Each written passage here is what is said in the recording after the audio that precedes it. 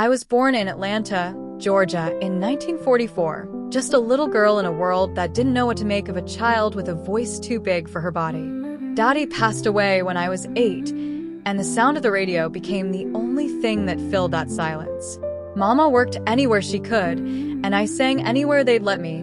Honky-donks, church socials, radio spots, fairs where the air smelled like sawdust and beer. People used to look at me and say, "That voice can't be coming from that child." But it was. It was everything I had, my ticket out of poverty, my way to help Mama keep the lights on. When Red Foley brought me on the Ozark Jubilee show, I thought I'd made it. I was 10 years old, wearing hand-me-down dresses and holding a borrowed microphone, but I felt like a queen. The applause came like thunder, and from that moment, I was theirs, the industry's little miracle. What I didn't know then was that talent would make me famous, but youth would make me easy to control. When I signed my first deal with Decca Records, I thought I'd joined a family. They called me Lil Miss Dynamite. I smiled for the cameras, sang the songs they chose, and followed the schedules they wrote. I didn't know that behind every spotlight, there was a ledger, and every song I sang was money in someone else's pocket. Payola was running wild back then. Radio was king, and airplay didn't come from talent alone. DJs got paid to spin certain records, and if your manager didn't play the game, your song didn't move. It didn't matter how good your voice was. It mattered who got paid under the table. I was too young to understand the politics, but I felt the pressure. Every hit had a price. Every failure came with whispers. Men in suits smiling through cigar smoke, saying, "Don't you worry, sweetheart. We'll take care of you." And they did, just not in the way I thought. They booked me on endless tours, state fairs, dance halls, military bases. I sang until my throat burned, until I fell asleep in dressing rooms surrounded by makeup mirrors and old perfume. There were nights I'd cry quietly, missing Mama, missing home. But there was no time to stop. The show always went on. And when the grown men around you hold your future in their hands, silence becomes your safest answer. They called it touring, but it was more like drifting, from one smoky town to the next, chasing applause that faded before the next sunrise. The tour buses smelled of gasoline, coffee, and perfume. I learned to sleep sitting up, to dream between neon motel signs and the low rumble of engines. Most nights, I was the only girl in a lineup of grown men, guitar pickers, promoters, roadies, DJs who drank too much and said too little that mattered. They'd tell me, "Smile, sweetheart. You're the star tonight." And I would, because I was taught that stars didn't cry. The crowd didn't see the truth. They saw a tiny girl with a grown woman's voice, lighting up the stage with sweet nothings and "Let's jump the broomstick." They didn't see the exhaustion that lived in my bones, the bruises on my feet from the heels they made me wear, or the way my voice sometimes gave out from singing the same set night after night. I was surrounded by grown-ups who made choices for me. What to sing, where to sleep, how to act. I'd nod politely, sign papers I didn't understand, and do what I was told. Because in this business, obedience was survival. The moment you asked too many questions, they labeled you difficult.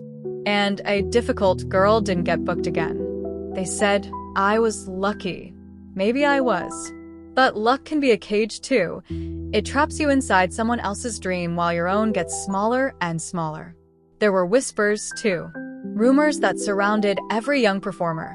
Men in power who used charm like a weapon, who tested how much you'd tolerate for the promise of another hit.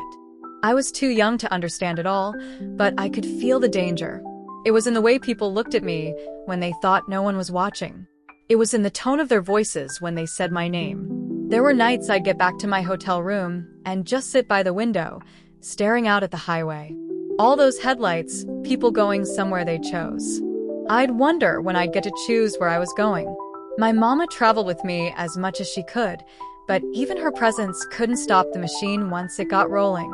It was too big, too powerful. Once the money started flowing, I wasn't a daughter anymore. I was an investment. I loved the music. That's what made it so confusing. Singing felt like freedom. The stage lights hit, The band kicked in, and for those 3 minutes, I wasn't tired or scared or small. I was everything they said I was: electric.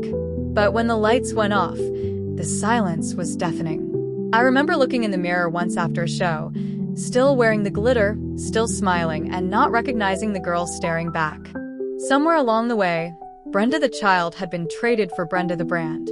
And that's when I learned one of the hardest truths of all. The industry didn't just want my voice, it wanted all of me.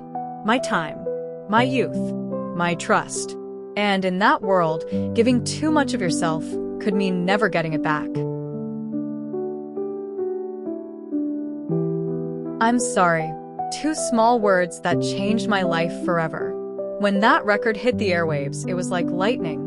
Overnight, my name was everywhere: magazines, radio, jukeboxes. They said I was America's sweetheart, the voice of innocence with the heartbreak of a woman twice my age. But the truth?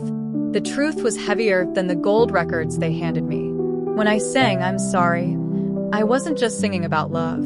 I was singing about everything I'd lost: my childhood, my freedom, my right to say no. The industry had turned me into a product. I was a brand before I was even old enough to understand the word. Every public appearance, every photograph, every word I spoke had to be polished, rehearsed, approved. I wasn't Brenda anymore. I was Lil Miss Dynamite, and they made sure I stayed that way. Behind closed doors, there were arguments about my image, what I wore, how I smiled, even how I walked on stage. If I looked tired, someone told me to powder it off. If I got emotional, they said, "Don't let them see you sweat, sweetheart." But I was sweating. I was drowning in a sea of expectations I didn't create. The label wanted more hits, more tours, more interviews. And when I asked for a break, they said, "Honey, stars don't rest. They shine." So I kept shining. Through the exhaustion, through the pain in my throat, through the growing ache of being seen but not known. The men who ran things never said it outright, but their message was clear. If you stopped, even for a second, someone else would take your place. So I sang harder, smiled wider, worked longer. Money came in, but not to me. My name sold records, filled arenas, but my own pockets stayed light. When I finally asked about royalties, the answers got quieter, vaguer, colder. They'd tell me, "You're too young to worry about that stuff. Just keep singing." And I did, because I didn't know how to stop. Even when I started to notice the cracks, the way some DJs played my songs only after encouragement from the label, the whispers of payola deals, I stayed silent. That's how the system worked. You either played along or you vanished. Fame can be a lonely kind of prison. Everyone knows your name, but no one knows you. I'd go from stage lights and screaming fans to a hotel room so quiet it hurt my ears. Sometimes I'd hum just to hear something familiar, just to remind myself that my voice still belonged to me. But deep down, I knew that the machine didn't care about me. It cared about what I represented: youth, purity, marketability. As long as I sold, I was safe. The moment I stopped, I'd be disposable. There were moments when I'd stand backstage before a show, listening to the crowd chant my name, and I'd whisper a prayer. Not for fame, not for fortune, for peace. For a single night where the applause didn't have to mean survival. But peace was rare. They wanted the smile, the sparkle, the perfect little firecracker who could turn heartbreak into money. And maybe that's what broke me a little, knowing that my voice, the very thing that made me who I was, had become something they used to feed their empire. Still, every time I stepped up to that microphone, something inside me fought back. Every song I sang, I poured my truth into it. If they were going to use my voice, then I'd make sure my soul was in every note. Because somewhere inside all the manipulation and control, I still believed in music, in its power to heal, to connect, to remind people that behind the product, there was a person. That belief, that stubborn, small piece of faith, is what kept me alive when the industry tried to turn me into a ghost of myself. Fame is loud when you're on top. Cameras click, crowds roar. Managers promise the world. But no one ever warns you how quiet it gets when the world moves on. One day you're the golden girl. The next, your songs are oldies. When the Beatles hit America, the whole scene flipped overnight. The boys with guitars, the British sound, they took over the charts I used to live on. I watched my records slip lower and lower, my calls answered slower and slower. The same men who once told me I was the future now said, "Times change, honey." I was barely in my 20s and they were already talking about me like a relic. I tried to keep up, different styles, new producers, slicker arrangements, but every note felt less like me. The label wanted modern. They wanted something I wasn't. So I smiled through it, told myself it was just a phase. But the truth was, I was tired of pretending, tired of carrying an image built by other people's hands. Money troubles came next. Remember all those checks that never quite reached me? The ones they said were being handled? Turns out a lot of that handling meant it was being kept. I'd given my childhood, my voice, my nights on the road, and now I was learning that most of what I'd earned had already been swallowed by contracts I never understood. I'd go to meetings with men in suits, always men, who'd look at me like I was ungrateful. "Brenda, you should be thankful for what you have," they'd say. Thankful? Thankful for being worked to exhaustion while everyone else got rich off my name? It's funny how the business can smile at you while it's taking everything away. There were rumors, talk of payoffs, of DJs who wouldn't spin your record unless someone slipped them something extra. And if your label wasn't playing that game anymore, your song didn't stand a chance. Payola never really died. It just changed its clothes. And if you spoke up about it, you risked everything. There were nights I'd come off stage shaking, not from adrenaline, but from fear. Fear that I was becoming invisible. Fear that one wrong word to the wrong person would end what little career I had left. Sometimes I wondered if I'd been too loyal, too obedient. I saw other artists fight back, demand control. But when you're raised in a system that teaches you to smile and say yes, rebellion doesn't come easy. They'd remind me of my place. They'd say, "Don't forget who made you Lil Miss Dynamite." And for a while, I believed them. The tours got smaller, the checks thinner. New faces took the magazine covers. I'd walk through airports, and no one would look up anymore. That's the cruelest part of fame. It teaches you to crave a love that was never real. But I wasn't done. Deep down, there was a stubbornness in me. The same fire that had carried me out of Georgia all those years ago. I couldn't let the industry bury me. So I turned to country, my roots, my truth. The pop world might have forgotten me, but the South still remembered that little girl with a big voice. I started playing smaller venues again. Honky-donks, fairs, places that smelled of beer and sawdust. And you know what? For the first time in years, I felt free. There were no cameras, no handlers, no men telling me what to wear. Just me, a microphone, and people who came to listen. But freedom came with a price. Without the machine, you're on your own. No security, no protection. Sometimes the phone calls got strange. Anonymous. People wanting favors, others warning me to stay quiet. It's strange how success can make you feel untouchable until you realize how many people were touching your life without permission. I learned to keep my circle small, to trust almost no one. The same stage lights that once made me feel invincible now cast shadows long enough to hide anything. Still, I sang. Because if I stopped singing, they'd have won. Fame had taken its toll, but music was still mine, and they couldn't take that. Every time I stepped on stage, I reminded myself, I'm not their product anymore. I'm a survivor of their system. And as long as I could still open my mouth and sing a note, I was still Brenda Lee.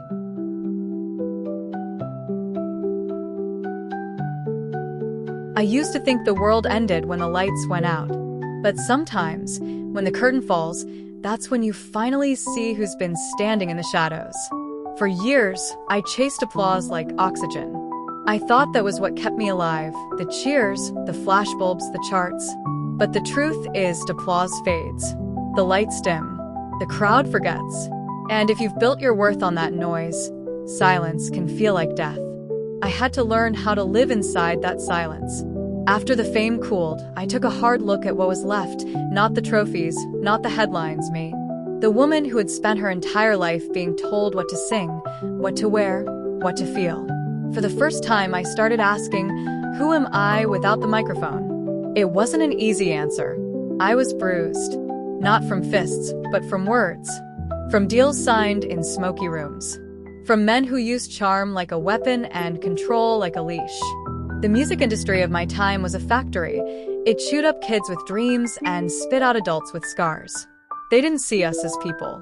We were voices, faces, headlines, product. If you were young and female, that factory ran even colder. You weren't supposed to question contracts. You weren't supposed to demand ownership. You were supposed to smile, sing, and let them call you sweetheart. And if you didn't, well, they had ways of reminding you who was in charge. I saw it happen. To others. Sometimes almost to me. Threats weren't always spoken, but they were felt. The friendly reminders to keep quiet. The whispered warnings about artists who made trouble and vanished. I learned early that silence was safer than truth. But silence is heavy. It sits on your chest until you forget what your own voice sounds like. For years, I carried that weight, smiling on talk shows, singing at award ceremonies, pretending I hadn't seen the darker side of the machine that made me. I owed the industry my fame, they said. But what they didn't understand was that I'd already paid. With every sleepless night, every piece of myself I'd lost along the way. Then something shifted. One day, a younger artist asked me for advice. She looked at me with those same bright eyes I'd once had. I told her the truth. Never let them own your voice. It's the only thing they can't replace. That's when I realized I had survived. Not because I'd stayed perfect. Not because I'd kept quiet. But because I kept singing. Even when they tried to silence me. Even when they wrote me off. Even when the industry turned its back. I kept showing up. The 70s came, the 80s rolled through. The sound changed again. But I was still there, walking onto stages, small or grand, singing my truth. Not for the machine, for the people. For the girls like me, the ones with big dreams and bigger obstacles. Somewhere along the way, the world began to remember.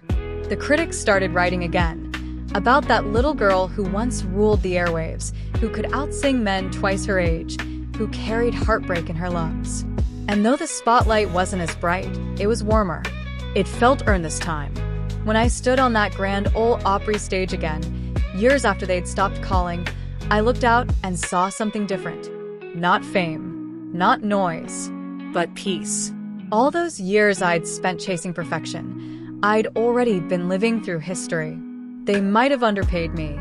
They might have underestimated me. But they couldn't erase me. You see, the thing about the truth is it outlives the lies. When people play my records now, they hear that little voice that once carried the weight of the world. But what they don't hear is the woman who had to fight to keep that voice alive. Sometimes I think back to that little girl from Georgia, barefoot and brave, singing into the night for anyone who'd listen. She didn't know about contracts or fame or manipulation. She just wanted to sing. And maybe that's all I ever really wanted. Not to be a legend, not to be a brand, just a singer, a woman who gave everything she had to a world that took more than it gave back. But I can still say this with pride. They couldn't break me. Not the payola schemes. Not the lies. Not the silence. Not the men in suits who thought they owned my destiny. Because my music outlived them all. And every December, when that little Christmas song plays on the radio, rockin' around the Christmas tree, the world sings along. They don't just hear a hit. They hear a survivor. They hear me, the original Brenda Lee.